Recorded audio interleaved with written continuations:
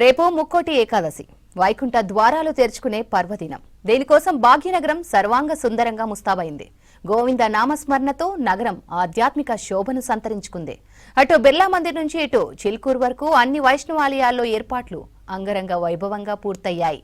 భక్తులకు ఉత్తర ద్వార దర్శనం కల్పించేందుకు అధికారులు, ఆలయ కమిటీలు ఏర్పాట్లు పూర్తి చేశాయి.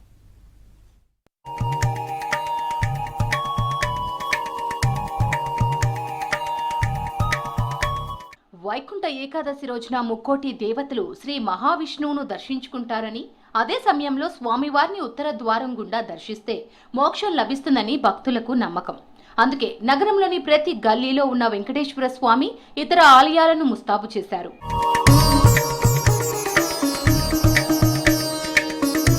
రేపు వైకుంఠ ఏకాదశి కావడంతో హైదరాబాద్లోని ప్రధాన ఆలయాలన్నీ విద్యుత్ కాంతులతో వెలిగిపోతున్నాయి. ముఖ్యంగా జూబ్లీహిల్స్, హిమాయత్ నగర్లోని టీటీడీ వెంకటేశ్వర స్వామి ఆలయాలు, బిర్లా మందిర్, బంజారాహిల్స్లోని హరే రామ హరే కృష్ణ గోల్డెన్ టెంపుల్ వద్ద భక్తులు రేపు అధిక సంఖ్యలో రానున్నారు.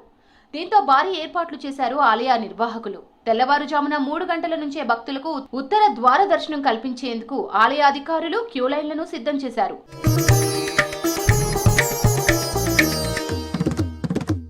ఇక జంట నగరాల్లోని అష్టలక్ష్మి దేవాలయం, కుకట్పల్లి, ఎల్బీ నగర్ ప్రాంతాల్లోని వెంకటేశ్వర స్వామి ఆలయాలను కూడా అలంకరించారు. బంజారాహిల్స్ లోని హరే కృష్ణ గోల్డెన్ టెంపుల్ ఆధ్యాత్మికతకు నిలయంగా మారింది. రేపు వైకుంఠ ఏకాదశిని పురస్కరించుకొని ఆలయాన్ని రంగురంగుల పూలు, తోరణాలతో సుందరంగా అలంకరించారు. ఈ ఏడాది వేలాది మంది భక్తులు స్వామివారిని దర్శించుకుంటారని అంచనా వేస్తున్నారు నిర్వాహకులు. అంటే హరే కృష్ణ గోల్డెన్ టెంపుల్, లక్ష్మీనరసింహస్వామి స్వయంభూ టెంపుల్ అని ఇలా రాధాకృష్ణులు, లక్ష్మీనరసింహస్వామి కలిసి ఉన్న టెంపుల్ ఇదే చూడడం. ఇదివరకు ఎక్కడా చూడలేదు. శాలిగ్రామం ఏమో గండకి నదిలో దొరికినట్టు పెట్టారన్నారు. అది కూడా లక్ష్మీనరసింహస్వామి రూపమే. అంటే ఈ కాంబినేషన్ ఇలా ఉండడం చాలా స్పెషల్గా అనిపిస్తుంది. అందుకని ఇక్కడికి వచ్చి టైం స్పెండ్ చేసి వెళ్దామని. గుడి గురించి చూస్తే మీరు అక్కడ గోశాల బాగా నచ్చిందండి. ఆవులు అవి ఉండి గోశాల అక్కడ సేవ చేసుకునే అదృష్టం బాగా అనిపించింది. ఇంకోటి మీరు ఎక్కడ చూసినా కానీ సాధారణంగా మన ఆంధ్ర సైడ్ కానీ ఇక్కడ కానీ గుళ్ళు చూస్తే జనాల రద్దీతో మెయింటెనెన్స్ కష్టం. ఇక్కడ అది చాలా శుభ్రంగా అనిపిస్తుంది, మనసు ప్రశాంతంగా అనిపిస్తుంది. అది చాలా బాగుంటుంది. హరే రామ గోల్డెన్ టెంపుల్లో తెల్లవారుజామున 4 గంటల నుంచే భక్తులకు వైకుంఠ ద్వార దర్శనం కల్పించనున్నారు. ఇందుకోసం ఆలయ ఉత్తర భాగంలో ప్రత్యేకంగా వైకుంఠ ద్వారం ఏర్పాటు చేశారు. స్వామివారికి అభిషేకాలు, అలంకారాలు, రాజభోగ నైవేద్యాలు సమర్పించనున్నారు. భక్తుల సౌకర్యార్థం ఆలయ పరిసరాల్లో బారికేడ్లు ఏర్పాటు చేశారు. వృద్ధులు, వికలాంగుల కోసం ప్రత్యేక ఏర్పాట్లు చేశారు. కంప్లీట్గా నా స్ట్రెస్ కంప్లీట్గా గాడ్ మీద పెట్టేసిన అన్న ఫీలింగ్ వచ్చింది. లైక్ ఒకటేసారి ఒక లైట్ వెయిట్ ఫీలింగ్ వచ్చింది. అట్లా ఆ గాడ్ ఇక్కడ ఉన్న ఎన్విరాన్మెంట్ కానీ లైక్ వెరీ పీస్ఫుల్ అండ్ మన ఎంకరేజ్మెంట్ ఇది బాగుంది. లైక్ అంటే టెంపుల్ ఇంప్రూవ్మెంట్ కానీ లైక్ ఇక్కడ మెయింటెనెన్స్ లైక్ పీస్ఫుల్, చాలా పీస్ఫుల్గా ఉంది. కానీ ఇక్కడికి రావాలి అనిపిస్తుంది. లైక్ అసలు చాలా స్ట్రెస్ ఉండే, ఇక్కడికి వచ్చేసరికి అసలు కంప్లీట్గా లైట్ వెయిట్ ఫీలింగ్ అవుతుంది. రేపు భక్తుల దైవ దర్శనాలతో పాటు భజనలు, హరినామ సంకీర్తనలతో ఆలయాలు ఆధ్యాత్మిక వాతావరణంలో మునిగిపోతాయి. భక్తులకు ప్రసాదం పంపిణీ కూడా చేయనున్నారు. పార్కింగ్ సమస్యలు తలెత్తకుండా వాలంటీర్లతో సమన్వయం చేసుకుంటున్నామని తెలిపారు ట్రాఫిక్ పోలీసులు. భక్తుల కోసం తాగునీరు, వైద్య సదుపాయాలను అందుబాటులో ఉంచారు నిర్వాహకులు. వైకుంఠ ఏకాదశి సందర్భంగా నగరంలో ట్రాఫిక్ ఇబ్బందులు కలగకుండా ముందస్తు ఆంక్షలు విధించారు పోలీసులు. పలు ఏరియాల్లో ట్రాఫిక్ డైవర్షన్లు ఏర్పాటు చేశారు. ఆర్టీసీ కూడా భక్తుల సౌకర్యార్థం నగరంలోని వివిధ ప్రాంతాల నుంచి ప్రత్యేక బస్సులను నడుపుతోంది. అవాంఛనీయ సంఘటనలు జరగకుండా సీసీ కెమెరాల ద్వారా నిరంతరం నిఘా ఏర్పాటు చేస్తున్నామని తెలిపారు పోలీసులు.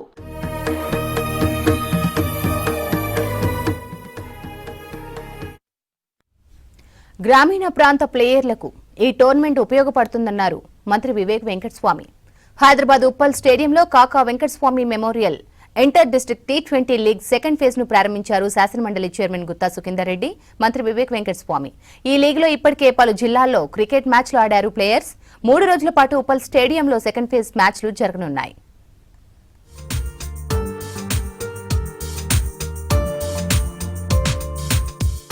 కాకా వెంకటస్వామి చొరవ తీసుకోకపోతే ఇవాళ ఉప్పల్ స్టేడియం ఉండేది కాదన్నారు మంత్రి వివేక్ వెంకటస్వామి. హైదరాబాద్ ఉప్పల్ స్టేడియంలో కాకా memorial second phase T20 cricket tournament జరుగుతోంది. అందులో భాగంగా నిర్వహించిన మెదక్, వరంగల్ మధ్య మ్యాచ్ ను మంత్రి వివేక్ వెంకటస్వామితో కలిసి ప్రారంభించారు మండలి చైర్మన్ గుత్తా సుఖేందర్ రెడ్డి.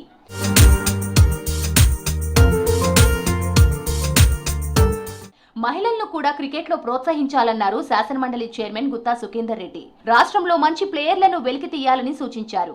కాకా వెంకటస్వామి మెమోరియల్ T20 లీగ్ లో మొదటి దశలో చాలా మంది క్రీడాకారులు ఆడారని చెప్పారు. గ్రామీణ ప్రాంతాల నుంచి క్రీడాకారులను తయారు చేయడమే వివేక్ వెంకటస్వామి లక్ష్యమని అన్నారు గుత్తా సుఖేందర్ రెడ్డి. కాకా వెంకటస్వామి మెమోరియల్ క్రికెట్ ట్రస్ట్ ద్వారా అదేవిధంగా HCL నేతృత్వంలో మరి తెలంగాణ వ్యాప్తంగా మొత్తం 104 గేములు ఆడిపించాలని చెప్పి అన్ని జిల్లాలకు సంబంధించినటువంటి ప్లేయర్స్ ఫస్ట్ ఫేజ్లో 500 మంది క్రికెట్లో పాల్గొన్నారు. సెకండ్ ఫేజ్లో మరొక 200 మంది 10 జిల్లాల నుంచి పార్టిసిపేట్ అవుతున్నారు. దీనికి ప్రధానంగా ప్రోత్సాహం అందిస్తున్నటువంటి గౌరవనీయులు మా మిత్రులు కార్మిక శాఖ మైనింగ్ శాఖ మంత్రులు వివేక్ వెంకటస్వామి గారు. ఎందుకంటే క్రికెట్ను ప్రోత్సహించాలా, తెలంగాణలో ఉన్నటువంటి గ్రామీణ ప్రాంతంలో ఉన్నటువంటి క్రికెట్ ప్లేయర్స్ను పైకి తీసుకురావాలంటే ఒక మంచి సదుద్దేశంతో ఈ గేమ్స్ నిర్వహిస్తూ ఉన్నారు. HCL యొక్క సహకారంతో తప్పనిసరిగా మరి మహిళలను కూడా ప్రోత్సహిస్తామనేటువంటి విషయాన్ని వివేక్ వెంకటస్వామి గారు చెప్పారు. తప్పనిసరిగా మరి ఎందుకంటే వెంకటస్వామి గారు బతుకున్నంత కాలం కూడా క్రికెట్ అభిమానిగా ఉండే ఈ స్టేడియం నిర్మాణంలో వారు కీలకమైనటువంటి బాధ్యతను కూడా ప్రోత్సహించారు, పాల్గొన్నారు. 200 మంది క్రికెటర్లు కాకా మెమోరియల్ టోర్నమెంట్ లో పాల్గొన్నారని అన్నారు మంత్రి వివేక్ వెంకటస్వామి. క్రికెట్ ను రాష్ట్రంలో మరింత పెంచాలని ఈ ఆలోచన చేశామన్నారు. కాకా స్ఫూర్తితోనే విశాఖ ఇండస్ట్రీ ముందుకొచ్చిందని తెలిపారు. జిల్లాల నుంచి కూడా స్టేట్ కమిటీకి సెలెక్ట్ అయ్యేలా చూస్తామన్నారు. ఈ టోర్నమెంట్ మారుమూల క్రీడాకారులకు మంచి అవకాశమన్నారు మంత్రి వివేక్ వెంకటస్వామి. కాకా వెంకటస్వామి మెమోరియల్ టోర్నమెంట్ ఏదైతే హైదరాబాద్ క్రికెట్ అసోసియేషన్ ఆధ్వర్యంలో జరుగుతుందో మొత్తము జిల్లాలో నుంచి మన ఫస్ట్ ఫేజ్లో 22 డిసెంబర్ నాడు ప్రారంభమైన టోర్నమెంట్లో 500 మంది గ్రామాల నుంచి అన్ని డిస్ట్రిక్ట్లో నుంచి ఈ టోర్నమెంట్లో పార్టిసిపేట్ చేయడం జరిగింది. తర్వాత అక్కడ గెలిచిన వాళ్ళందరినీ కూడా మళ్ళీ ఇప్పుడు ఈ ఫేజ్ 2లో 200 మంది ఈ ఫేజ్ 2లో పార్టిసిపేట్ చేస్తున్నారు. మీరు చూస్తున్నారు ఈ రాజీవ్ గాంధీ క్రికెట్ స్టేడియంలో ఫ్లడ్ లైట్స్లో మన గ్రామీణ ప్రాంతం నుంచి వచ్చిన క్రికెటర్స్కి ఈ అవకాశము ఈ Venkataswamy cricket tournament Hyderabad cricket association ఆధ్వర్యంలో జరుగుతుంది. చాలా సంతోషంగా ఉంది. అన్ని జిల్లాల్లో క్రికెట్ స్టేడియాల నిర్మాణానికి కృషి చేస్తామన్నారు మంత్రి వివేక్ వెంకటస్వామి. ఫ్యూచర్ సిటీలో మంచి స్టేడియం కట్టబోతున్నామన్నారు. రానున్న రోజుల్లో మహిళలకు కూడా టోర్నమెంట్ నిర్వహిస్తామన్నారు వివేక్. క్రికెట్ని గ్రామాలలో తీసుకువెళ్ళాలని చెప్పి వాళ్ళందరూ కూడా ఆలోచన ఉంది. సో ఈ సహకరించినందుకు అందరికీ కూడా కృతజ్ఞతలు చెప్తున్నాము. ప్రత్యేకంగా ఈరోజు మా చైర్మన్ గారు లెజిస్లేటివ్ కౌన్సిల్ గారు వారు కూడా వచ్చి ఇక్కడ ఎట్లా జరుగుతుంది టోర్నమెంటు వారు కూడా అన్నారు మహిళలను కూడా ప్రోత్సహించాలని చెప్పి. డెఫినెట్లీ మేము దీంట్లో కూడా పాల్గొని ఈ మహిళా క్రికెటర్స్ని ప్రోత్సహిస్తాం. కాకా వెంకటస్వామి మెమోరియల్ T20 లీగ్ రాష్ట్రంలోని క్రికెట్ క్రీడాకారులకు ఉపయోగపడుతుందన్నారు మంత్రి వివేక్. హైదరాబాద్ ఉప్పల్ స్టేడియంలో కాకా Venkataswamy memorial second phase T20 cricket మ్యాచ్లు జరుగుతున్నాయి. అందులో భాగంగా మొదటి మ్యాచ్ వరంగల్ మెదక్ జట్ల మధ్య జరిగింది. 50 పరుగుల తేడాతో మెదక్ జట్టు విజయం సాధించింది. రెండో మ్యాచ్లో మహబూబ్నగర్, కరీంనగర్ జిల్లాల జట్లు తలపడ్డాయి. ఈ మ్యాచ్ల్లో గ్రామీణ ప్రాంతాల నుంచి వచ్చిన క్రీడాకారులు ఎక్కువ మంది పాల్గొన్నారు. ఇక ఇదే అంశానికి సంబంధించి మరింత సమాచారం అనిల్ అందిస్తారు. కాకా Venkataswamy memorial Telangana inter district T20 league జరుగుతుంది. సో తెలంగాణ రాష్ట్ర వ్యాప్తంగా కూడా ఇప్పటికే మొదటి దశలో భాగంగా అన్ని ఉమ్మడి జిల్లాలో ఉన్నటువంటి మిగతా జిల్లాలకు సంబంధించి కూడా టోర్నమెంటు జరిగింది. దాదాపు 500 మందికి పైగా కూడా ఇందులో క్రీడాకారులు పాల్గొన్నారు. దీనికి ఈ యొక్క టోర్నమెంట్కు విశాఖ ఇండస్ట్రీస్ ప్రైవేట్ లిమిటెడ్ స్పాన్సర్గా వస్తుంది. ఇటు HCA సహకారంతో ఈ టోర్నమెంట్ జరుగుతుంది. అయితే మొదటి మ్యాచ్ కూడా మనకి కాసేపటి క్రితమే ముగిసింది. మెదక్ జిల్లా తర్వాత వరంగల్ జిల్లా తలపడ్డాయి. ఇందులో 50 పరుగుల తేడాతో మెదక్ డిస్టిక్ విజయం సాధించింది. సో ప్రజెంట్ మనతో పాటు కరీంనగర్ HCA జిల్లా సెక్రటరీ ఆగంరావు సార్ ఉన్నారు. అని అడిగి తెలుస్తున్నాం ఇప్పటివరకు జరిగిన మ్యాచెస్ ఎంతమంది క్రీడాకారులు పాల్గొన్నారు, నెక్స్ట్ ఈ సెకండ్ ఫేజ్లో ఎట్లా ఉండబోతుంది? చాలా యూనిక్ టోర్నమెంట్ అండి. విశాఖ ఇండస్ట్రీస్ స్పాన్సర్ చేస్తున్నారు. హైదరాబాద్ క్రికెట్ అసోసియేషన్ ఆధ్వర్యంలో జరుగుతున్న టోర్నమెంటు మొత్తం 104 మ్యాచ్లు జరుగుతాయి. దాంట్లో ఫస్ట్ ఫేజ్లో 55 మ్యాచ్లు ఎంటైర్ ఉమ్మడి 10 జిల్లాలలో జరిగింది. జిల్లాలో టీంలు మనం తీసుకొచ్చి ఇప్పుడు 10 ఉమ్మడి జిల్లాల టీంలు ఇప్పుడు ఇక్కడ ఉప్పల్కి వచ్చాయి. 10 జిల్లాల టీంలు 49 మ్యాచ్లు ఆడతాయి. మనకు 22 నవంబర్లో స్టార్ట్ అయిన టోర్నమెంటు 17th జనవరి వరకు నడుస్తుంది. 104 మ్యాచ్లు ఎంటైర్ తెలంగాణ స్టేట్లో మీరు ఏ జిల్లాలో పోయినా కూడా ఈ టోర్నమెంట్ జరుగుతుంటుంది. ఇప్పుడు ఫేజ్ 2 ఇంపార్టెంట్ ఫేజ్, ఎందుకంటే దీంట్లో 500 మంది ప్లేయర్స్ నుంచి మనం ఇప్పుడు 200 మంది ప్లేయర్స్ తీసుకొచ్చాము. 180 మంది ప్లేయర్స్ అనుకోండి, 20 మంది మేనేజ్మెంట్ ఉంటారు. వీళ్ళంతా ఇప్పుడు ఉప్పల్లో స్టార్ట్ అయ్యి ఇప్పుడు ఉప్పల్లో మ్యాచ్లు అవుతాయి, జిమ్ఖానాలో అవుతాయి. ఇక్కడ నుంచి మళ్ళీ కరీంనగర్కి వెళ్తారు, కరీంనగర్ నుంచి గోదావరిఖనికి వెళ్తారు, గోదావరి నుంచి సిద్దిపేటకి వెళ్తారు, సిద్దిపేట నుంచి వరంగల్ వెళ్తారు, వరంగల్ నుంచి మహబూబ్నగర్ వెళ్తారు, మహబూబ్నగర్ నుంచి సంగారెడ్డి వెళ్తారు. ఇలా మొత్తం 9 రౌండ్లు ఆడి 45 మ్యాచ్లు ఆడేసి సెమీఫైనల్కి వస్తారు. ఫైనల్స్ మళ్ళీ హైదరాబాద్లో జరుగుతాయి. ఎట్లా ఉంటుంది సార్ ప్రైజ్ మనీకి సంబంధించి ఎట్లా ఉండకపోతుంది, ఎంత ఉంది? ప్రైజ్ మనీ కూడా చాలా బాగుందండి. 4th ప్రైజ్ వరకు ఇస్తున్నాము. ఫస్ట్ విన్నర్స్కి 5 లక్షలు, సెకండ్ 3 లక్షలు, థర్డ్కు 2 లక్షలు, 4th 1 lakh. మెదక్ జిల్లాకు సంబంధించినటువంటి కెప్టెన్ కూడా ఉన్నారు మాతో పాటు. సో ఎట్లా ఉంటుంది మీకు ఇప్పటివరకు ఎప్పుడైనా ఉప్పల్ స్టేడియం అంతర్జాతీయ స్టేడియంలో ఆడే అవకాశం ఉందా? ఆడారా? ఇంతకుముందు ఆడాము. ఇప్పుడు ఏంటంటే మన ఈ కాకా మెమోరియల్ టోర్నమెంట్ ఆపర్చునిటీ ఇవ్వడం వల్ల మా డిస్ట్రిక్ట్ సెక్రటరీస్ అందరూ చేయడం వల్ల ఇప్పుడు మళ్ళీ ఆపర్చునిటీ దొరికింది. ఎట్లా ఉంది మీ టీం సభ్యులు ఏమంటారు? కొందరు కొత్తగా వచ్చిన వాళ్ళు ఉంటారు. సో జిల్లాలో ఎట్లా ఉండే పిచ్కి సంబంధించి ఇక్కడ ఎట్లా ఉన్నది? అంటే జిల్లాలలో అంత టర్ఫ్ వికెట్ ఆపర్చునిటీస్ ఉండవు. ఇక్కడ ఏంటంటే హైదరాబాద్లో టర్ఫ్ వికెట్ ఛాన్సెస్ ఉంటాయి. బట్ కొన్ని ప్రాక్టీసింగ్ సెషన్స్కి మాత్రం ఉంటాయి టర్ఫ్ వికెట్స్. గ్రౌండ్స్ అనేది కొంచెం తక్కువ. సో సార్ వాళ్ళు అన్నట్టు కొంచెం గ్రౌండ్స్ కొంచెం అవైలబిలిటీ ఇస్తే ఇంకా మంచి ప్లేయర్స్ ఇంకా ఐపీఎల్ స్థాయికి రాగలిగే కెపాసిటీ డెవలప్ అయిపోతుంది. మీరే జిల్లా నుంచి? మేము నల్గొండ జిల్లా అండి. ఎట్లా ఉంది అంటే కాకా మెమోరియల్ ఈ T20 లీగ్ సంబంధించి ఎట్లా ఉంది? ఇంటర్ డిస్ట్రిక్ట్ సంబంధించి ఆ జిల్లాలో కానీ ఇక్కడ కానీ పీచ్కి సంబంధించి అంతర్జాతీయ స్టేడియంలో ఆడుతున్నారు మీరు. సో ఇదివరకు ఎప్పుడైనా ఆడారా? ఇంతకుముందుకు అయితే టర్ఫ్లో ఆడాం కానీ ఈ స్టేడియంలో ఆడలేదండి. సో మా జిల్లాకు వచ్చేసరికి ఎలా ఉంటుందంటే అక్కడ ఎక్కువ మ్యాటింగే ఉంటుంది మేజర్గా. సో ఇక్కడికి వచ్చి ఇలాంటి స్టేడియంలో ఆడడం అనేది చాలా మంచి ఎక్స్పీరియన్స్ అవుతుంది. మనకి ప్లేయర్స్కి కూడా చాలా మంచి ఎక్స్పోజర్ వస్తుంది. సో ఇది ముందు వెళ్ళే టైంలో కూడా యాజ్ ఎ ప్లేయర్స్ మాకు చాలా హెల్ప్ అవుతుంది. సో ఎన్ని మ్యాచెస్ గెలిచారు ఇప్పటివరకు? ఇప్పుడు మా దగ్గర అంటే ఉమ్మడి జిల్లాలో 3 టీమ్స్ ఉన్నాయండి. సూర్యాపేట్, భువనగిరి, ఇంకా నల్గొండ. అందులో నల్గొండ టీం మేము ట్రోఫీ గెలిచాము. అలాగే ఇప్పుడు సూర్యాపేట్ ఒక మ్యాచ్ గెలిచింది, భువనగిరి ఒక మ్యాచ్ గెలిచింది.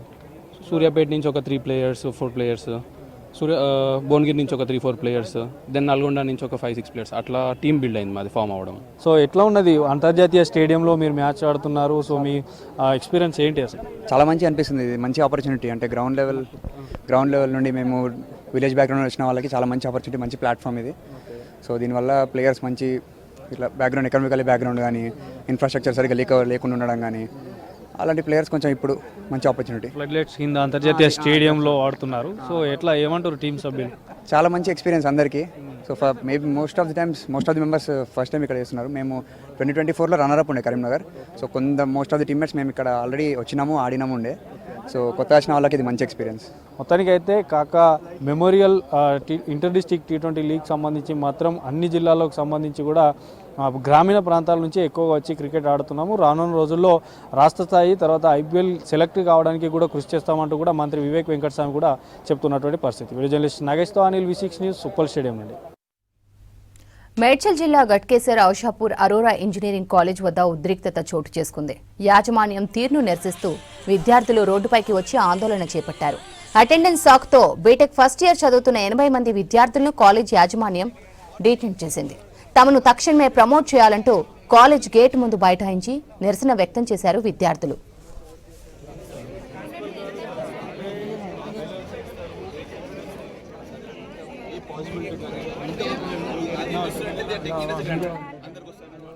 ఆందోళన చేస్తున్న తమను వైస్ ప్రిన్సిపల్ రాకేష్ బెదిరించాడని తెలిపారు విద్యార్థులు. ఈ ఘటనను కవర్ చేయడానికి వెళ్లిన మీడియా ప్రతినిధులపై కూడా వైస్ ప్రిన్సిపల్ దురుసుగా ప్రవర్తించాడు. తమకు న్యాయం జరిగే వరకు పోరాటం ఆపేది లేదన్నారు విద్యార్థులు.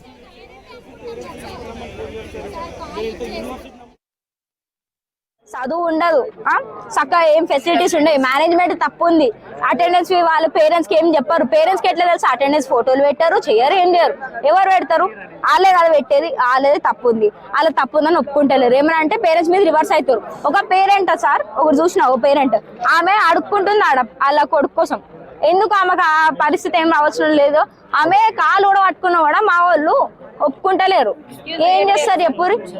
దీని మీద మీరు యాక్షన్ తీసుకోండి. మాకు అసలు స్టడీస్ చక్కలేదు. ఆ స్టడీస్ ఫ్యాకల్టీ చక్కగా ఉంటే మేము కూడా చక్కగా ఉంటాం. ఫ్యాకల్టీ చక్కలేదు మేము ఎందుకు చక్కగా ఉంటాం. సో మీరు ఈ ఫ్యాకల్టీ మీద, మా అటెండెన్స్ మీద అండ్ మా హాల్ టికెట్స్ మీద వీటన్నిటి మీద మీరు చూసుకుంటే జర మంచిగా ఉంటుంది. మమ్మల్ని డిటైన్ చేసిర్రు. రీజన్ ఏంటి అడిగితే హెచ్ఓడి చెప్పట్లేరు, వైస్ ప్రిన్సిపల్ చెప్పట్లేరు, కనీసం ప్రిన్సిపల్ సార్ కూడా రావట్లేదు. అందులో మెడికల్ సర్టిఫికేట్ గురించి మేము మిడ్ టూకి ముందుకే మాకు ఎంత ఇన్ఫర్మేషన్ ఇవ్వమని చెప్పారు. మేము మిడ్ టూకి ముందుకే హెచ్ఓడి పర్మిషన్, మాకు ఇన్ఛార్జ్ పర్మిషన్ తీసుకున్నాం. ఇప్పుడు వెళ్ళి అడిగితే ఏదన్నా మిడ్ టూ ముందుకే చెప్పాలన్నారు. మేము మిడ్ టూ ముందు ఆల్రెడీ అంతా చెప్పేసినాము.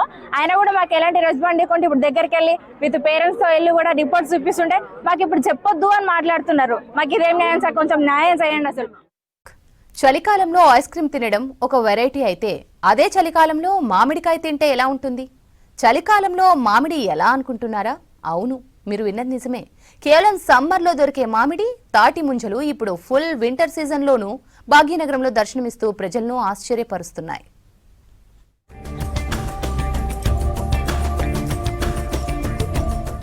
హైదరాబాద్ నగర ప్రజలకు మంచు కురవాల్సిన వేళ ఎండాకాలం గుర్తొస్తోంది. సాధారణంగా మే నెల వచ్చిందంటే భానుడి భగభగలతో పాటు నోరూరుంచే మామిడి పండ్లు, చలవనిచ్చే తాటి ముంజలు గుర్తొస్తాయి. కానీ ఇప్పుడు సీన్ రివర్స్ అయింది. గజగజ వణికించే డిసెంబర్ చలిలో నగర నడిబొడ్డున వేసవి ఫలాలు దర్శనమిస్తున్నాయి.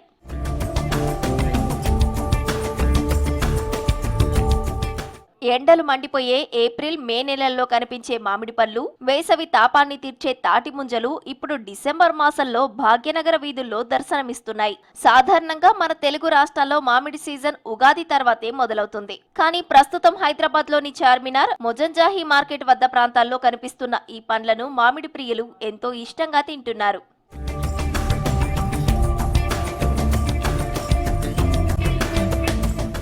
చలికాలంలో వేసవి ఫలాలను ఆస్వాదించడం హైదరాబాద్ ప్రజలకు ఒక కొత్త అనుభూతినిస్తోంది. ఒకప్పుడు కిలో 50 లేదా 100 రూపాయలకు దొరికే మామిడి ఇప్పుడు 400 నుంచి 500 రూపాయల వరకు పలుకుతోంది. ఇంత ధర ఉన్న స్టాక్ రాగానే గంటల వ్యవధిలోనే అమ్ముడవుతోంది. వేసవిలో డజను ముంజలు 50 రూపాయలు ఉంటే ఇప్పుడు ఒక్కో కాయను 20 నుంచి 30 రూపాయల వరకు అమ్ముతున్నారు.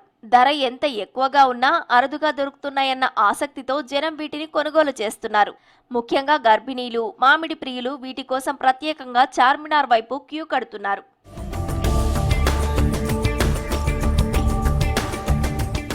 మామిడి పండ్లే కాకుండా వేసవిలో మాత్రమే దొరికే తాటి ముంజలు కూడా మార్కెట్లో కనిపిస్తున్నాయి. ఎల్బీ నగర్ తో పాటు అడపాదడపా రోడ్ల పక్కన బండ్ల మీద ముంజలను చూసి జనం ఫిదా అవుతున్నారు.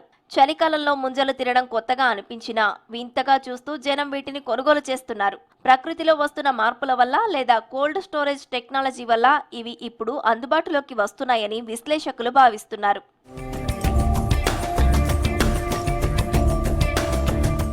తమిళనాడు, కేరళ, ఇతర పొరుగు రాష్ట్రాల నుంచి ఈ పండ్లు నగరానికి దిగుమతి అవుతున్నట్లు తెలిపారు వ్యాపారులు.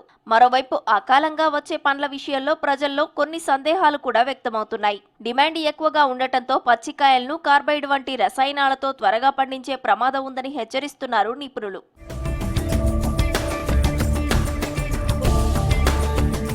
అన్ సీజన్లో దొరికే పండ్ల విషయంలో వినియోగదారులు జాగ్రత్తగా ఉండాల్సిన అవసరం ఎంతైనా ఉంది. కొన్నిసార్లు పండ్లను త్వరగా పండించడానికి రసాయనాలు వాడే అవకాశం ఉండటంతో అప్రమత్తంగా ఉండాలంటున్నారు నిపుణులు.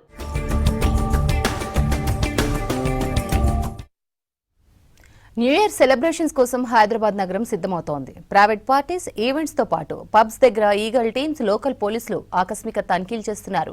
డ్రగ్స్, గంజాయి సప్లై జరగకుండా చర్యలు చేపడుతున్నారు. ఇక న్యూ ఇయర్ వేడుకలను దృష్టిలో పెట్టుకుని చెకింగ్స్ ముమ్మరం చేశారు ట్రాఫిక్ పోలీసులు.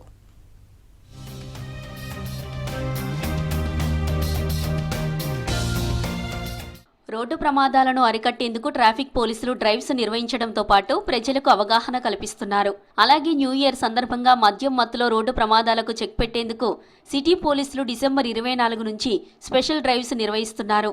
డే టైంలో కూడా కొన్ని పాయింట్ల దగ్గర డ్రంక్ అండ్ డ్రైవ్ తనిఖీలు చేస్తున్నారు. కొత్త సంవత్సర వేడుకల్లో విషాద ఘటనలు జరగకుండా ట్రాఫిక్ పోలీసులు ముందస్తు చర్యలు తీసుకుంటున్నారు. గతంలో డిసెంబర్ 31 అర్ధరాత్రి మద్యం మత్తులో రోడ్డు ప్రమాదాలు జరిగి ప్రాణాలు కోల్పోయిన ఘటనలున్నాయి. వారి ప్రాణాలతో పాటు ఎదుటివారి ప్రాణాలకు ముప్పు తెస్తున్నారు మందుబాబులు. దీంతో అలాంటి ఘటనలు రిపీట్ కాకుండా ముందస్తు చర్యలు తీసుకుంటున్నారు ట్రాఫిక్ పోలీసులు. గత 3 సంవత్సరాల నుంచి ప్రమాదాల నివారణకు చర్యలు తీసుకుండడంతో యాక్సిడెంట్స్ కాస్త తగ్గాయని లెక్కలు చెబుతున్నాయి. ఈ ఏడాది యాక్సిడెంట్ ఫ్రీగా సెలబ్రేషన్స్ జరిగేలా సిటీలో డ్రంక్ అండ్ డ్రైవ్ టెస్టులు నిర్వహిస్తున్నట్లు తెలిపారు ట్రాఫిక్ పోలీసులు. ఒక 4-5 సంవత్సరాల నుండి విస్తృతంగా తనిఖీలు చేపట్టి తర్వాత ఈ డ్రంక్ అండ్ డ్రైవర్స్ ఎవరైతే ఉన్నారో వాళ్ళపైన కేసులు బుక్ చేయడం వల్ల ఈ యాక్సిడెంట్ల సంఖ్య అనేది తగ్గుకుంటూ వచ్చింది. కాబట్టి ఈ సంవత్సరం మా సిపి గారి ఉత్తర్వుల మేరకు, తర్వాత మా జాయింట్ సిపి ట్రాఫిక్ సార్ ఉత్తర్వుల మేరకు మేము ఈ డ్రంక్ అండ్ డ్రైవ్ టెస్టులు అనేవి చేస్తున్నాము. డే టైము ర్యాండమ్గా చెక్ చేస్తున్నాము. ప్రతిరోజు 24th నుండి నైట్ టైము ప్రతిరోజు కూడా ఈ డ్రంక్ అండ్ డ్రైవ్ టెస్ట్ అనేది చేయడం జరుగుతుంది. ట్రాఫిక్ రూల్స్ పాటించే ఇతర వాహనదారులకు కూడా ప్రమాదం జరిగే అవకాశం ఉంది. సో దాన్ని నివారించడం కోసమే మనము ఈ టెస్టులు చేయడం అనేది జరుగుతుంది. Hyderabad CP Sajjanar traffic joint CP ఆదేశాలతో ముందస్తు డ్రంక్ అండ్ డ్రైవ్స్ తనిఖీలు నిర్వహిస్తున్నారు. ఇప్పటికే కొన్ని పాయింట్ల దగ్గర సజ్జనార్ నేరుగా డ్రంక్ అండ్ డ్రైవ్ తనిఖీలు జరుగుతున్న తీరును పరిశీలించారు. మద్యం సేవించి వాహనాలు నడిపే వారికి అవగాహన కల్పించారు. 31వ తేదీ హైదరాబాద్ పరిధిలో 100 పాయింట్ల దగ్గర డ్రంక్ అండ్ డ్రైవ్ తనిఖీలు నిర్వహించనున్నారు పోలీసులు. రోడ్డు ప్రమాదాలు జరగకుండా హ్యాపీగా న్యూ ఇయర్ సెలబ్రేషన్స్ జరిగేలా హైదరాబాద్ సిటీ ట్రాఫిక్ పోలీసులు చర్యలు తీసుకుంటున్నారు. మద్యం మత్తులో వాహనాలు నడిపి ప్రమాదాల బారిన పడొద్దని సూచిస్తున్నారు పోలీసులు. సనత్ నగర్ పోలీస్ స్టేషన్ పరిధి భరత్ నగర్లో 2011లో జరిగిన హత్య కేసులో నిందితుడికి మరణశిక్ష విధించింది కోర్టు. దాదాపు 14 ఏళ్ల సుదీర్ఘ విచారణ తర్వాత తీర్పు వెల్లడించింది. భరత్ నగర్లో వివాహేతర సంబంధంతో కత్తితో మహిళను పొడిచి చంపాడు నిందితుడు కరణ్ సింగ్. మహిళ కుటుంబీకుల ఫిర్యాదుతో కేసు నమోదు చేసిన పోలీసులు ఆధారాలతో ఛార్జ్షీట్ దాఖలు చేసి కోర్టుకు సమర్పించారు. విచారణ చేపట్టిన 3వ అదనపు డిస్ట్రిక్ట్ జడ్జి వెంకటేశ్వరరావు నిందితుడికి మరణశిక్ష విధిస్తూ తీర్పు ప్రకటించారు. కేసు దర్యాప్తులో పోలీసుల అంకితభావం, పట్టుదలకు ఇది నిదర్శనమని చెప్పారు సైబరాబాద్ సిపి అవినాష్ మహంతి.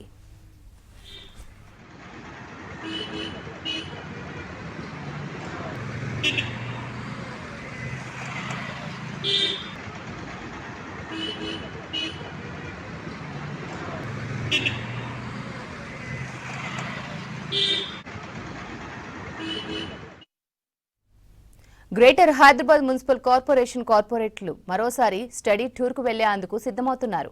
పదవీకాలం ముగింపు దశకు చేరుకున్న సమయంలో కార్పొరేటర్ల స్టడీ టూర్ చర్చకు దారితీస్తోంది. మరో 40 రోజులు మాత్రమే పదవీకాలం ఉండగా ఇప్పుడు స్టడీ చేసి రిపోర్ట్ తయారు చేసి జీహెచ్ఎంసీలో అమలు చేసేది ఎప్పుడని ప్రశ్నిస్తున్నారు. 1,40,00,000 రూపాయలతో కార్పొరేటర్లు అహ్మదాబాద్, చండీగఢ్ వెళ్లేందుకు స్టాండింగ్ కమిటీ ఆమోదం తెలిపింది.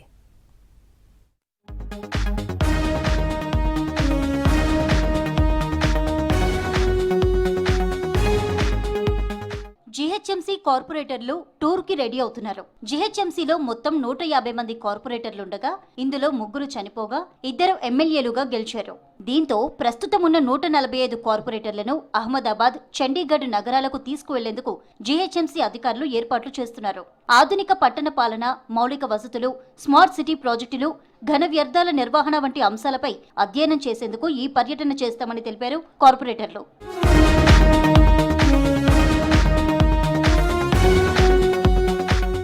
గతేడాది జీహెచ్ఎంసీ కార్పొరేటర్లు అస్సాం, ఇండోర్ నగరాలకు స్టడీ టూర్ గా వెళ్లారు. ఆ పర్యటనపై అప్పట్లో వ్యయభారంపై విమర్శలు వచ్చినప్పటికీ మరోసారి భారీ స్థాయిలో టూర్ ప్లాన్ చేయడం రాజకీయ వర్గాల్లో చర్చకు దారితీస్తోంది. ఈసారి టూర్ కు 1,40,00,000 రూపాయల వరకు ఖర్చు చేస్తున్నారు. ప్రయాణం, వసతి, భోజనం, లోకల్ ట్రాన్స్పోర్ట్ వంటి ఖర్చులతో భారీ మొత్తాన్ని బల్దియా భరించనుంది. కార్పొరేటర్ల స్టడీ టూర్ ప్రతిపాదనకు స్టాండింగ్ కమిటీ ఆమోదం తెలిపింది. త్వరలోనే టూర్ షెడ్యూల్ను ఖరారు చేసే అవకాశం ఉంది. అయితే పదవీకాలం చివరి దశలో ఇంత భారీ వ్యయంతో టూర్ అవసరమా అనే ప్రశ్నలు కూడా ఉత్పన్నమవుతున్నాయి.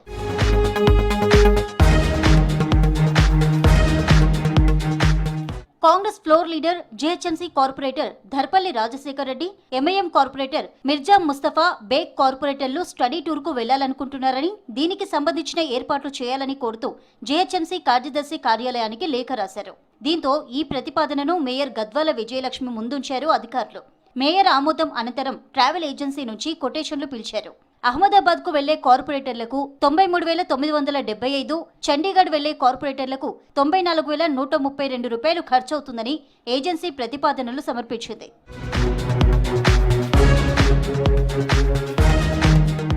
చండీగఢ్కు స్టడీ టూర్ కోసం వెళ్లి అక్కడి నుంచి 100 కిలోమీటర్ల దూరంలో ఉన్న కులు మనాలికి వెళ్లేందుకు ప్లాన్ చేస్తున్నట్లు తెలుస్తోంది.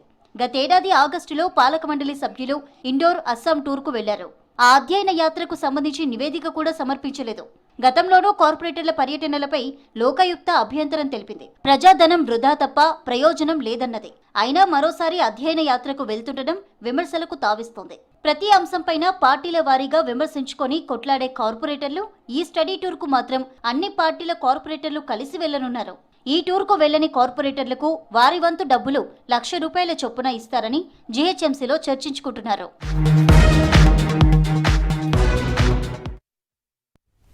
సిటీలో రోజురోజుకు ప్రైవేట్ హాస్టల్స్ ఆగడాలు పెరుగుతున్నాయి. ముఖ్యంగా కేపీహెచ్పీ కాలనీలో పుట్టగొడుగుల్లా ప్రైవేట్ హాస్టల్స్ వెలుస్తున్నాయి. అధిక సంఖ్యలో హాస్టల్స్ ఉండడంతో ఇబ్బంది పడుతున్నారు కాలనీ వాసులు. నిత్యం హాస్టల్సే ఉండే యువతీ యువకులు బయటకు వచ్చి ఇబ్బందులకు గురిచేస్తున్నారని వాపోతున్నారు స్థానిక ప్రజలు. పోలీసులకు ఎన్నిసార్లు ఫిర్యాదు చేసినా పట్టించుకోవడం లేదంటున్నారు కాలనీ వాసులు. ప్రైవేట్ హాస్టల్స్ తో ఇబ్బంది పడుతున్నారు కాలనీవాసులు. ఏదైనా అత్యవసర సమయంలో అంబులెన్స్ కూడా వెళ్లలేని పరిస్థితి ఉంటుంది. కేపీహెచ్బీ కాలనీలో ఉన్న హాస్టల్స్ ముందు రోడ్డుకి అడ్డంగా 2 వీలర్లు, కార్లు పెడుతున్నారు. దీంతో ట్రాఫిక్ జామ్ ఏర్పడుతోంది. అర్ధరాత్రి వరకు హాస్టల్స్ లో ఉండేవాళ్లు రోడ్ల మీద తిరగడంతో ఇబ్బందులు ఎదురవుతున్నాయి అంటున్నారు కాలనీవాసులు. ఇక్కడ మొత్తం 2 దిక్కుల ఫుల్ బండ్లు ఉంటాయి. మొత్తం ఇప్పుడు ఇంతకుముందు జేఎన్టీ కుకట్పల్లిది ఉండే, కుకట్పల్లికి వెళ్ళి జేఎన్టీ 2 కలిపిర్రు. ఇప్పుడేమో మళ్ళీ మియాపూర్, చందనగర్ ఇవన్నీ ఇక్కడనే కలుపుతా అంటే ఫుల్ ట్రాఫిక్ అయిపోతుంది. ఇది రూల్స్ కి విరుద్ధంగా ఎక్కువ ఫ్లోర్లు నిర్మించి హాస్టల్స్ ని నిర్వహిస్తున్నారని తెలిపారు స్థానికులు. పోలీసులకు ఎన్నిసార్లు ఫిర్యాదు చేసినా పట్టించుకోవడం లేదన్నారు. హాస్టల్స్ యాజమాన్యాల నుంచి పోలీసులు డబ్బులు వసూలు చేస్తున్నారనే ఆరోపణలు కూడా వస్తున్నాయి. ఈ 100 హాస్టల్స్లో కొన్ని వేల మంది అమ్మాయిలు, అబ్బాయిలు ఉంటున్నారు. లా అండ్ ఆర్డర్ ప్రాబ్లం వచ్చేసింది. చుట్టుపక్కల ఉన్న రెసిడెన్స్ వాళ్ళకి ప్రాబ్లం. రెసిడెన్స్ వాళ్ళకి ఇళ్లలో వ్యక్తులకి ఏమైనా బాగోకపోతే అంబులెన్స్కి వెళ్తామంటే అంబులెన్స్ వచ్చే పరిస్థితి లేదు.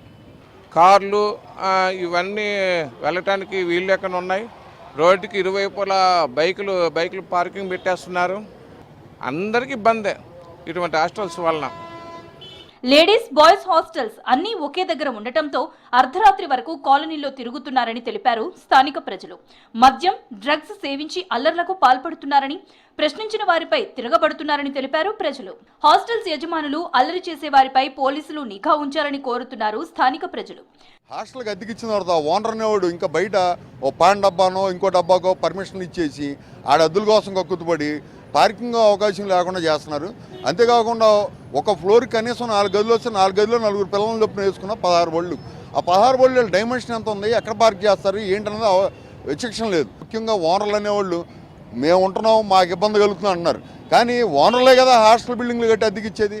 కాబట్టి ఓనర్లు అనేది ముందు అది ఆపుకుంటే ఫ్యామిలీలు ఉండి ఒక ప్రశాంతమైన వాతావరణంలో హౌసింగ్ బోర్డు ఉంటుంది. సిటీలో ప్రైవేట్ హాస్టల్స్ అధికమవ్వడంతో ఇబ్బందులు పడుతున్నామని తెలిపారు స్థానిక ప్రజలు. రోడ్ల మీద అర్ధరాత్రులు హాస్టలర్స్ బర్త్డే పార్టీలు చేస్తున్నారని అంటున్నారు కాలనీవాసులు. మిసెస్ ఇండియా 2025 పోటీలో రన్నరప్ క్రౌన్ను సాధించి తెలంగాణకు గర్వకారణంగా నిలిచారు హైదరాబాదీ సుదీప్త. కొండాపూర్లో సక్సెస్ మీట్ కండక్ట్ చేసిన సుదీప్త క్రమశిక్షణ, ఆత్మవిశ్వాసంతోనే సాధించగలిగానని చెప్పారు. బోర్డు రూమ్ నుంచి బ్యూటీ పేజెంట్ వరకు తన ప్రయాణం ఎన్నో సవాళ్లతో నిండిపోయిందన్నారు. ప్రస్తుతం కార్పొరేట్ జాబ్ చేస్తున్నట్లు చెప్పారు. ఇంటర్నేషనల్ పేజెంట్లోనూ పాల్గొనేందుకు రెడీ అవుతున్నానని తెలిపారు Sudipta. I graduate, a fitness coach, a martial art practitioner and a doting mom. And here standing as Mrs. India 2025 runner-up gives me the purpose of spreading the fitness and wellness awareness. So Mrs. India 2025, we had multiple rounds, around actually 15 to 16 round, where it included corporate wear round, talent round, national costume. So in the national costume, I represented myself as half heritage look and half as a corporate suit. Wanted to share that yes, the woman can be anything and handle both everything and balance it as well, like handling the career, handling the heritage, being a homemaker, being a corporate employee, anything and everything women can achieve. And all those rounds actually created that perseverance, the resilience and that strength, and gave me that complete output, like how a person can shape herself and shape that complete perspective of their own self. and my family had an amazing role in this, and without them it was not at all possible. Especially my father-in-law, my mother-in-law, my husband, my daughter, they stood by my side. Whenever I felt little bit low, or I felt that if I have any doubt whether I could do it, whether I will be able to face this, they are always by my side, pushing me, telling me that, Mama, you are unstoppable. From where you have achieved this much of result, definitely you can rock the stage. And my daughter, on the finale day, నేను రాను బిడ్డో సర్కార్ దవాఖానాకు అనేది పాత ముచ్చట. మేము సైతం ప్రభుత్వ హాస్పిటల్స్కు వస్తామనేది నేటి మాట. ఐఏఎస్లు కూడా సర్కారు ఆసుపత్రుల్లో ట్రీట్మెంట్ తీసుకుంటూ ప్రజల్లో నమ్మకం పెంచుతున్నారు. సర్జరీల సంఖ్య ఎక్కువగానే ఉంది. వీటికి తోడు సూపర్ స్పెషాలిటీ సేవలు అందిస్తుండటంతో ఓపీ, ఐపీ పెరిగింది. ప్రైవేట్కే పరిమితమైన ఐవీఎఫ్ వంటి చికిత్సతో పాటు ఆర్గాన్ ట్రాన్స్ప్లాంట్ సర్జరీలకు కూడా ప్రభుత్వ హాస్పిటల్లో డాక్టర్లు చేస్తున్నారు.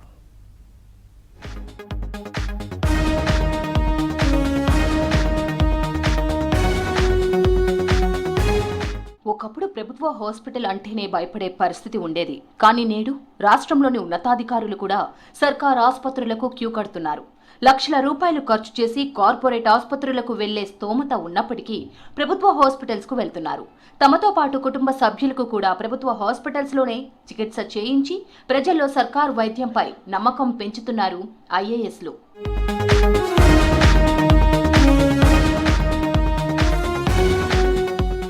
పలువురు జిల్లా కలెక్టర్లు ప్రభుత్వ హాస్పిటల్స్ లోనే వైద్య సేవలు పొందుతున్నారు.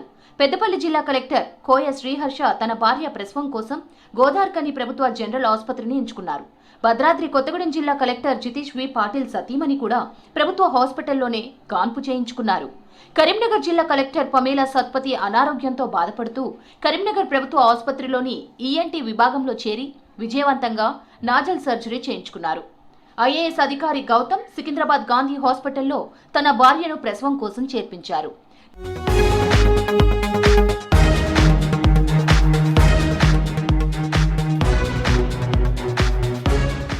హైదరాబాద్లో ఎన్నో కార్పొరేట్ హాస్పిటల్స్ ఉన్నప్పటికీ మంత్రులు, ఎమ్మెల్యేలు, ఉన్నతాధికారులు నిమ్స్ హాస్పిటల్కు ప్రాధాన్యత ఇస్తుంటారు.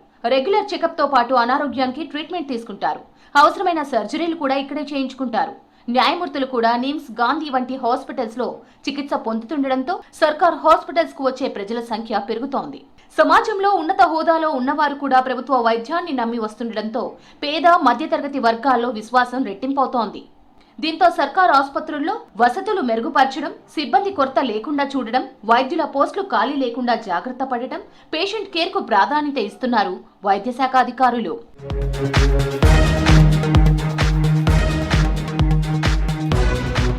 నిమ్స్, గాంధీ, ఉస్మానియా హాస్పిటల్స్ లో వేల సంఖ్యలో ప్రతి ఏటా సర్జరీలు చేస్తున్నారు డాక్టర్లు. వీటితో పాటు పేదలు ఎక్కువగా వచ్చే గాంధీ హాస్పిటల్లో సూపర్ స్పెషాలిటీ సేవలు అందిస్తున్నారు. దీంతో పాటు కష్టసాధ్యం అనుకున్న కేసుల్లో రేర్ సర్జరీలు చేస్తూ సత్తా చాటుతున్నారు. కేవలం ప్రైవేట్కే పరిమితం అనుకున్న ఐవీఎఫ్ సేవలు కూడా గాంధీ, పేట్లబుర్జు హాస్పిటల్స్ అందిస్తున్నాయి. నిమ్స్ లో ప్రతి ఏటా పదుల సంఖ్యలో ఆర్గాన్ ట్రాన్స్ప్లాంట్లు చేస్తున్నారు. అన్ని సర్కారు ఆసుపత్రుల్లోనూ లేటెస్ట్ ఎక్విప్మెంట్ ను ఇస్తూ అండగా నిలుస్తోంది ప్రభుత్వం.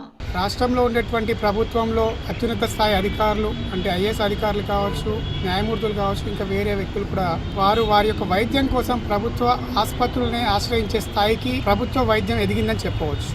లక్షల్లో ఖర్చు చేసి కార్పొరేట్ హాస్పిటల్లో వైద్యం చేయించుకునే సామర్థ్యం ఉన్నప్పటికీ వైద్య సిబ్బంది మరియు ప్రభుత్వ వైద్యుల యొక్క నాణ్యత, దాంతో పాటుగా ప్రభుత్వ హాస్పిటల్స్లో ఉన్నటువంటి ఇన్ఫ్రాస్ట్రక్చర్పై నమ్మకంతో వారు స్వయంగా లేదా వారి కుటుంబ సభ్యులను కూడా గవర్నమెంట్ హాస్పిటల్లో చేర్పించడము మనకి గర్వకారణంగా చెప్పుకోవచ్చు.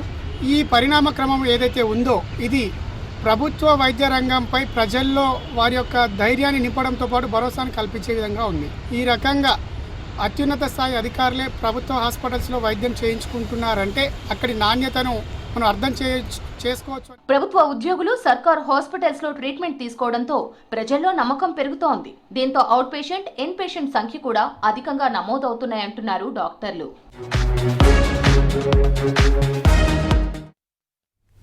సైబర్ నేరాల ఉచ్చులో చిక్కుకుంటున్న భారతీయులు ఒకవైపు ఉంటే అదే ఇండియాలో హైదరాబాద్లో ఉంటూ ప్రపంచవ్యాప్తంగా ప్రజలను బురిడీ కొట్టిస్తున్నాయి సైబర్ ముఠాలు. టెక్నాలజీలో ప్రపంచంతో పోటీ పడుతున్న భాగ్యనగరం ఇప్పుడు సైబర్ నేరగాళ్ల నకిలీ కాల్ సెంటర్ల హబ్గా మారుతోంది.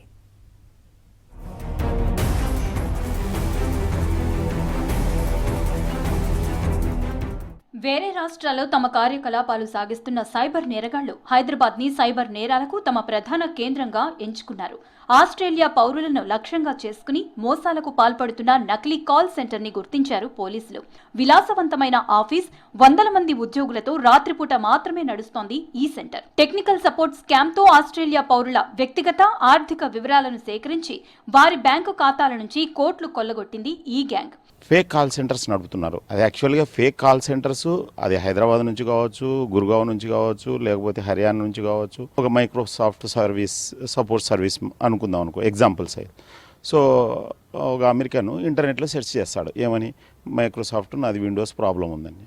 సో ఆటోమేటిక్గా ఒక స్పూప్ సైట్ ఏదో ఒకటి, మైక్రోసాఫ్ట్ కస్టమర్ సర్వీస్ సపోర్ట్ అని చెప్పి ఏదో ఒక నెంబరు ఇవన్నీ డిస్ప్లే అవుతాయి. సో వాళ్ళకి సంబంధించిన టోల్ ఫ్రీ నెంబర్స్ లాంటివి డిస్ప్లే అవుతాయి అన్నట్టు.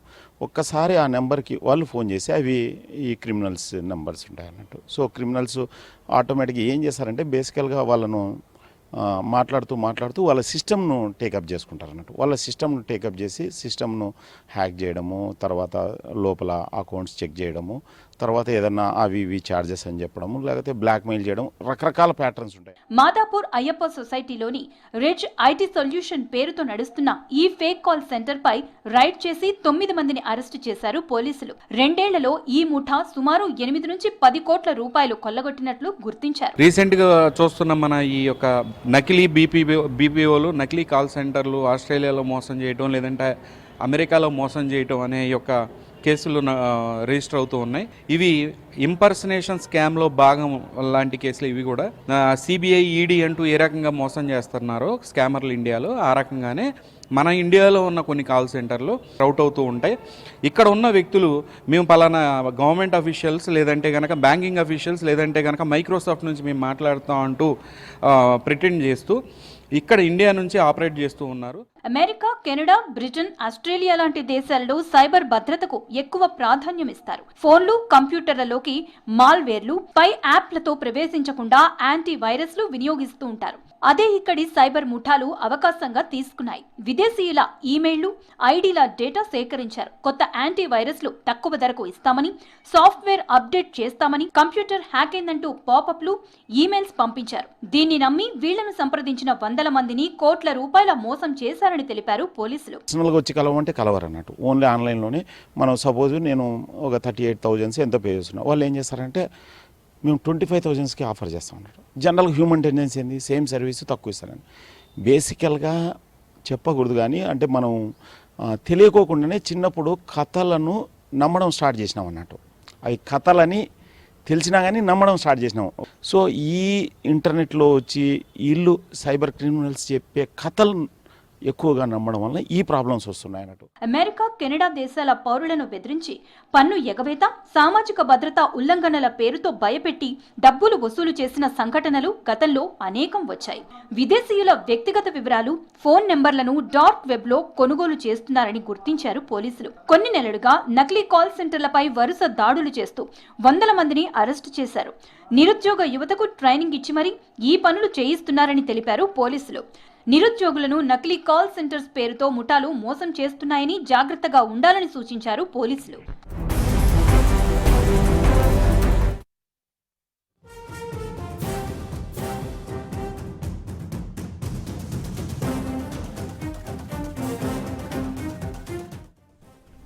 జీహెచ్ఎంసీతో పాటు ఫ్యూచర్ సిటీతో కలిపి పోలీస్ వ్యవస్థను 4 కమిషన్ రేట్లుగా విభజిస్తూ జీవో రిలీజ్ చేసింది రాష్ట్ర ప్రభుత్వం.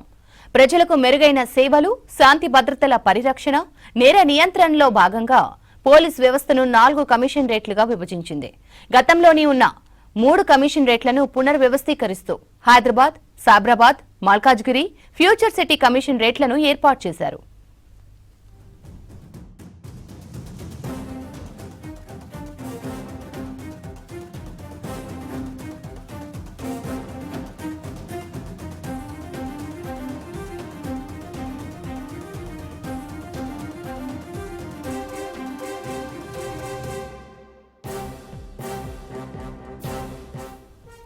ఇక దీనికి సంబంధించిన పూర్తి డీటెయిల్స్ అనిల్ అందిస్తారు. అనిల్, ఫ్యూచర్ సిటీతో కలిపి 4 పోలీస్ కమిషన్ రేట్లను ఏర్పాటు చేసింది కదా ప్రభుత్వం, అప్డేట్స్ ఏంటి? స్రవంతి, పోలీస్ కమిషనరేట్ల పునర్వ్యవస్థీకరణలో భాగంగా 4 పోలీస్ కమిషనరేట్లు ఏర్పాటు చేస్తూ ప్రభుత్వం కాసేపటి క్రితమే నిర్ణయం తీసుకుంది. ఇందులో కమిషనరేట్ల పరిధి నుంచి భువనగిరి జిల్లా ఒక జిల్లాను మినహాయింపు తీసుకున్నారు. సో ఈ పునర్వ్యవస్థీకరించిన జిహెచ్ఎంసీ తో పాటు ఫ్యూచర్ సిటీతో కలిపి పోలీస్ వ్యవస్థను 4 కమిషనరేట్ గా విభజిస్తూ కాసేపటి క్రితమే నిర్ణయం తీసుకుంది. అయితే రీసెంట్ గా ఈ నెల 9న రాష్ట్ర ప్రభుత్వం అత్యంత ప్రతిష్టాత్మకంగా నిర్వహించినటువంటి రైజింగ్ గ్లోబల్ సమ్మిట్ లో భాగంగా సో ఆ యొక్క ఫ్యూచర్ సిటీని అంతా కూడా ఇప్పుడు ఏదైతే రాచకొండ కమిషనరేట్ ఉందో సో అందులో కలిపారు. సో ప్రజలకు మెరుగైన సేవలు, శాంతి భద్రత పరిరక్షణ, నేర నియంత్రణలో భాగంగానే ఈ పోలీసు వ్యవస్థను 4 కమిషనరేట్లుగా విభజిస్తూ నిర్ణయం తీసుకుంది. గతంలో ఉన్న 3 కమిషనరేట్లను పునర్వ్యవస్థీకరిస్తూ ఇటు హైదరాబాద్, సైబరాబాద్, ఆ తర్వాత రాచకొండను పునర్వ్యవస్థీకరిస్తూ మల్కజ్గిరి ఫ్యూచర్ సిటీ కమిషనరేట్లుగా ఏర్పాటు చేశారు. ఇక కీలకమైనటువంటి ఇటు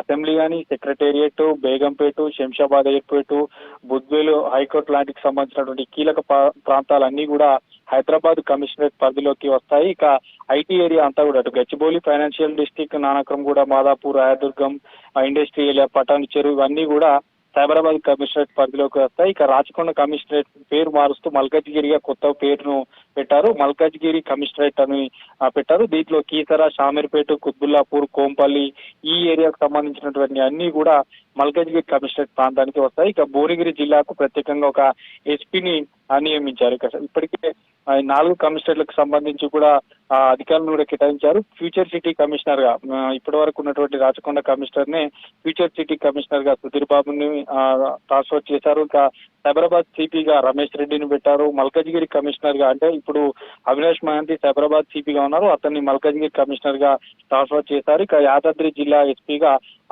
ఆక్షాన్సి యాదవ్ ని ఏర్పాటు చేశారు. ఈ ఉన్న 3 కమిషనరేట్ల పునర్వ్యవస్థీకరిస్తూ Hyderabad, Cyberabad, Malkajgiri future city commissionerate ఏర్పాటు చేస్తారు. సో వీటన్నిటిని కూడా రాబోయే రోజుల్లోనే పూర్తిగా కూడా డెవలప్ చేయడంతో పాటు ఈ కీలకమైనటువంటి మనకి బేగంపేట కానీ ఇప్పుడు చెప్పినట్టు assembly, secretariat, Begumpet, Shamshabad airport, high court కీలకమైనవన్నీ కూడా హైదరాబాద్ పరిధిలోనే ఉంటాయి. ఇక సైబరాబాద్ సంబంధించి మనకి యాజ్ యూజువల్ గా గతంలో ఎట్లయితే ఉన్నాయో అట్లానే ఉంటాయి. కానీ ఒక రాచకొండ కమిషనరేట్ నే పునర్వ్యవస్థీకరిస్తూ మల్కాజ్గిరి పేరుతో కొత్త కమిషనరేట్ ఏర్పాటు చేశారు. సో కొత్త అధికారులు కూడా దీనికి నియమించారు. దీంట్లో పూర్తిగా కూడా సిటీ అరౌండ్ అంటే సిటీ మనకి ఓఆర్ఆర్, షామీర్పేట, తర్వాత కీసరకు సంబంధించి కోంపల్లి వరకు కూడా ఈ కమిషనరేట్ పరిధి వస్తుంది. ఇక భువనగిరికి మాత్రం ప్రత్యేకంగా ఒక పోలీస్ యూనిట్ గా ఏర్పాటు చేసి దాన్ని యాదాద్రి భువనగిరి జిల్లాకు సూపరింటెండెంట్ ఎస్పీని నియమించారు. ఇక ఫ్యూచర్ సిటీ కోసం మాత్రం కొత్త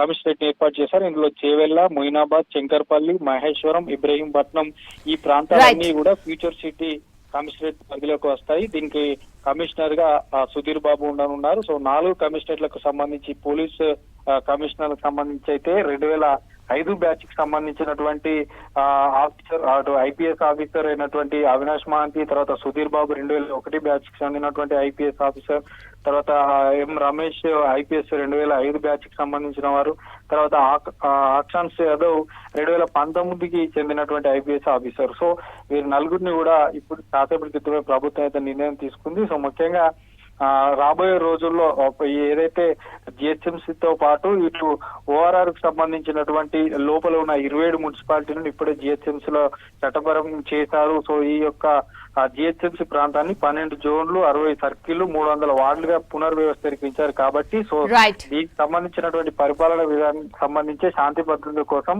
ఈ 4 కమిషనరేట్లు ఏర్పాటు చేస్తూ ప్రత్యేక కమిషనర్లు కూడా ఇప్పటికే ప్రభుత్వం ఈ నిర్ణయం తీసుకున్నానని చెప్పొస్తామండి. Right Anil, thank you.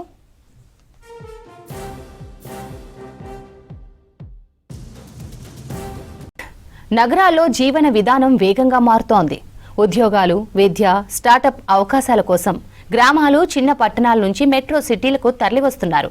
అద్దె ఇళ్లకు బదులు కోలీవింగ్ స్పేస్లు వేగంగా విస్తరిస్తున్నాయి. తక్కువ ఖర్చుతో ఆధునిక సదుపాయాలు లభించడంతో ఈ విధానంపై యువత మొగ్గు చూపుతోంది. ఇంటి యజమానులకు కూడా లాభం రావడంతో కోలీవింగ్ కు అనుమతిస్తున్నారు.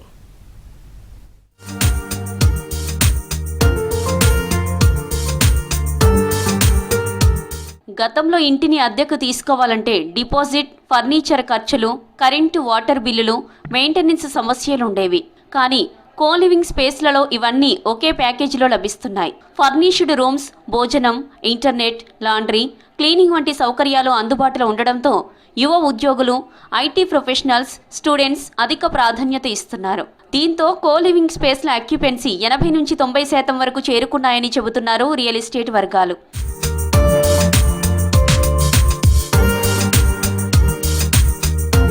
కో లివింగ్ మోడల్తో ఇంటి యజమానులకు అద్దె ఎక్కువ వస్తుంది. ఒకే ఇంటిని లేదా ఫ్లాట్ను అనేక గదులుగా విభజించి అద్దెకి ఇవ్వడంతో ఆదాయం 20 నుంచి 40% వరకు పెరుగుతోందంటున్నారు ఆర్థిక నిపుణులు. ఈ ట్రెండ్ను గుర్తించిన స్టార్టప్ సంస్థలు, కార్పొరేట్ కంపెనీలు పెద్ద ఎత్తున కో లివింగ్ ప్రాజెక్టుల్లో పెట్టుబడులు పెడుతున్నాయన్నారు. ఈ కో లివింగ్ స్పేస్లో కూడా దాదాపుగా 90 నుంచి 95% ఆక్యుపెన్సీ రేట్ అనేటువంటిది ఉంటుంది. అధికంగా మనకు దాదాపుగా 30 నుంచి 40% ఆదాయం కూడా ఈ ఇంటి యజమానులకు రావడం కూడా మనము గమనించవచ్చు. తద్వారా ఈ కోలివింగ్ స్పేసెస్కి అత్యధికంగా పెరుగుతోంది. అంతేకాకుండా కోలివింగ్ రాబడి అనేటువంటిది కూడా 5 నుంచి 7% కూడా మనకు ప్రధానంగా కనపడుతూ ఉంటుంది. సో దీంట్లో సాధారణ రాబడి చూసుకున్నట్లయితే 2 నుంచి 3% ఈజీగా అదనపు రాబడి అనేటువంటిది కూడా ఇంటి యజమానులకు రావడాన్ని మనం గమనించవచ్చు. హైదరాబాద్ లాంటి మహానగరాల్లో కావచ్చు, దేశంలోని అనేక పట్టణాలలో కూడా ఈరోజు కోలివింగ్ సంబంధించినటువంటిది అత్యన్య ప్రాధాన్యత సంతరించుకుంది. తమ ఇళ్లను కోలివింగ్ మోడల్కు అనుగుణంగా మారుస్తున్నారు కొంతమంది యజమానులు. అద్దెదారుల అవసరాలను దృష్టిలో పెట్టుకుని సదుపాయాలు కల్పిస్తున్నారు. నగరంలో జనాభా పెరుగుదల, ఉద్యోగ అవకాశాల విస్తరణ, జీవన ఖర్చుల పెరుగుదలతో కోలివింగ్ స్పేస్లకు డిమాండ్ మరింత పెరిగే అవకాశం ఉందంటున్నారు ఆర్థిక నిపుణులు. దాదాపు ఒక ఇంటికి 18,000 రెంట్ వచ్చేది ఉన్నట్లయితే కోలివింగ్ స్పేస్ ద్వారా దాదాపు 24 నుంచి 30,000 వరకు సంపాదించుకోవడానికి ఆస్కారం ఉంది. వీటితో పాటు చాలామంది దీంట్లో ఎవరు ఉంటున్నారని చూసుకున్నప్పుడు కూడా కొత్తగా ఉద్యోగాల్లో చేరినటువంటి వాళ్ళు కావచ్చు, లేదా విద్యార్థులు చదువుకునేటువంటి వాళ్ళు కూడా ఈ కోలివింగ్కే ఎక్కువగా ప్రాధాన్యత ఇస్తున్నారు. ఎందుకంటే ప్రైవేట్ హాస్టల్లో ఉండేదానికన్నా కోలివింగ్లో కనుక ఉన్నట్లయితే వారికి పూర్తిగా స్వేచ్ఛ, వెసులుబాటు ఉంటుందనేటువంటిది ప్రధానంగా సంతరించుకుంది. దానితో పాటు ఇవాళ ఈ కోలివింగ్ వ్యవస్థను ప్రోత్సహించడం కోసం కావచ్చు, నిర్వహణ చేయడం కోసం అనేక సంస్థలు ఇవాళ నడుస్తూ ఉన్నాయి. హైదరాబాద్తో పాటు టైర్ 2 సిటీస్ లాంటి వరంగల్, తిరుపతి, విశాఖపట్నంలో కూడా కో లివింగ్, కో వర్కింగ్ స్పేస్కు డిమాండ్ పెరిగిందంటున్నారు ఎక్స్పర్ట్స్.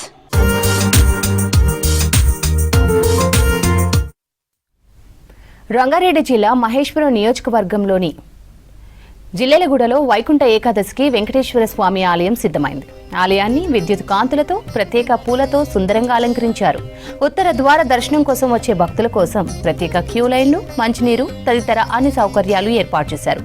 ఆలయ పరిసరాల్లో భద్రతను కట్టుదిట్టం చేశారు. దర్శనానికి వచ్చే భక్తులకు ఎలాంటి అసౌకర్యం కలగకుండా వాలంటీర్లు మార్గనిర్దేశం చేయనున్నారు. వృద్ధులు, మహిళలు, దివ్యాంగులకు ప్రత్యేక ఏర్పాట్లు చేసినట్లు ఆలయ అధికారులు తెలిపారు.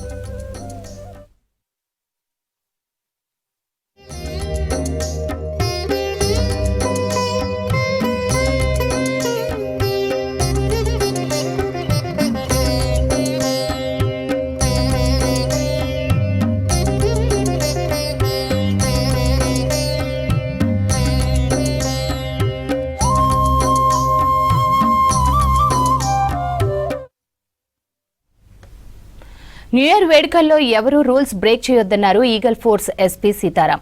అందరూ న్యూ ఇయర్ వేడుకలను ప్రశాంతంగా జరుపుకోవాలన్నారు. ట్రైసిటీ కమిషనరేట్ పోలీసులతో కలిసి ముందుకెళ్తున్నామన్నారు. న్యూ ఇయర్ భద్రత కోసం 12 ప్రత్యేక బృందాలు ఏర్పాటు చేశామన్నారు ఎస్పీ.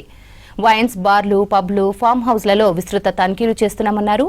ఎస్ఓటీ టాస్క్ ఫోర్స్ టీంలతో కలిసి సోదాలు నిర్వహిస్తున్నామన్నారు ఈగల్ ఫోర్స్ ఎస్పీ సీతారాం.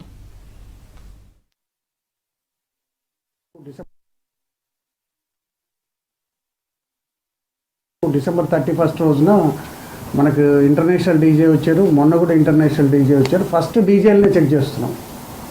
ఎందుకంటే అక్కడి నుంచి ఎవరైతే ఉన్నారో ఫస్ట్ అక్కడి నుంచి స్టార్ట్ కావద్దు అనే ఉద్దేశంగా మేము డీజేలను కూడా చెక్ చేయడం జరుగుతుంది. ఇప్పుడు కూడా ఖచ్చితంగా డీజేలందరినీ కూడా ఫస్ట్ డ్రగ్ టెస్ట్ చేసి తర్వాత అనుమానితులు ఎవరన్నా ఉంటే వాళ్ళని కూడా చెక్ చేయడం జరుగుతుంది. మాకు ఇంకొకటి మాకున్న ఇన్ఫర్మేషన్ ఏంటంటే ఈ రోజులలో ఈ హైదరాబాద్ కావచ్చు, తెలంగాణలో కావచ్చు, డ్రగ్ సప్లై అనేది, డిమాండ్ అనేది తగ్గుకుంటూ వస్తుంది. ఎందుకంటే ఈగల్ టీం చేస్తున్న ప్రయత్నం కావచ్చు, పోలీస్ శాఖ చేస్తున్న ప్రయత్నం కావచ్చు, వీటన్నిటితోని ప్రజల్లో డ్రగ్స్ పట్ల విపరీతమైన భయం మాత్రం ఏర్పడింది. డెఫినెట్గా ఏర్పడ్డ దాని తర్వాత వీళ్ళు క్లబ్లలో యూజ్ చేయకుండా దాన్ని పార్కింగ్ ప్లేసెస్లో లేదా బయట కన్జ్యూమ్ చేసి వచ్చి మళ్ళీ పార్టీలో పాల్గొనటం ఇటువంటివి చేస్తున్నట్టు కూడా మా దృష్టికి వచ్చినాయి. మా నిఘా ఈసారి పార్కింగ్ ప్లేసెస్లో కూడా ఉంటుంది. పార్కింగ్ ప్లేసెస్లో ఉన్న సీసీ కెమెరాలు కూడా కంటిన్యూగా మా మానిటరింగ్లో నడుస్తుంటాయి.